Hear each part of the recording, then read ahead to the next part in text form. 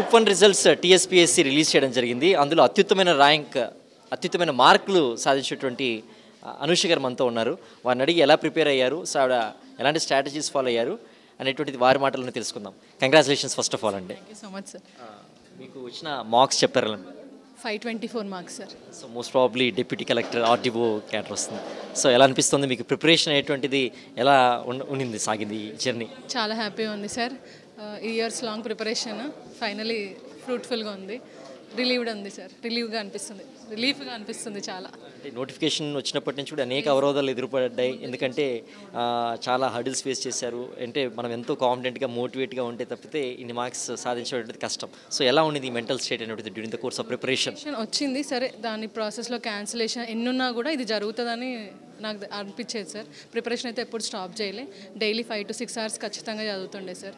News paper నుంచి notes making చేసుకునేదాన్ని.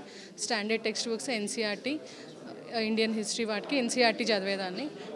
Telangana రిలేటెడ్కి Telugu academy మాత్రమే చదివాను సార్. డైలీ పేపర్ నుంచి కరెంట్ అఫైర్స్ నోట్ చేసుకునేదాన్ని. ఆన్సర్స్లో అవి ఇంక్లూడ్ చేసేదాన్ని సార్. కొంచెం నేను మంచిగా రాయగలుగుతా సార్. అది కొంచెం నాకు గ్రేటర్ ఎడ్జ్ వచ్చింది. రాయగలుగుతా, నేను ప్రాపర్గా రాయగలుగుతా, ప్రజెంట్ చేయగలుగుతా, మంచిగా నీట్గా ఉంటుంది అన్నమాట అప్రోచ్.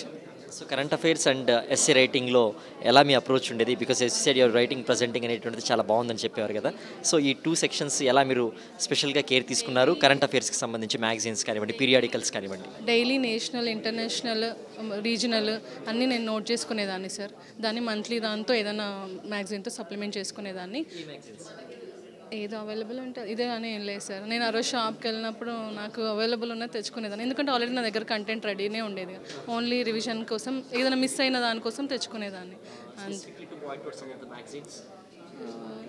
అమిగోస్ ఒకసారి ఫాలో అయ్యాను సార్, అంతే. మెంటర్షిప్ ఎలా ఉండేదండి? మేడం దగ్గర నేను మేడంతో ఇది కాకుండా నాకు పర్సనల్ రిలేషన్ ఉంది, సో అలా వచ్చాను. ఇంకా మేడం ఆల్వేస్ ఇన్స్పైరింగ్. మా ఫ్రెండ్ వినయ్, మేమిద్దరం క్లాస్మేట్స్. తను పర్సనల్గా చాలా గైడ్ చేసేవారు.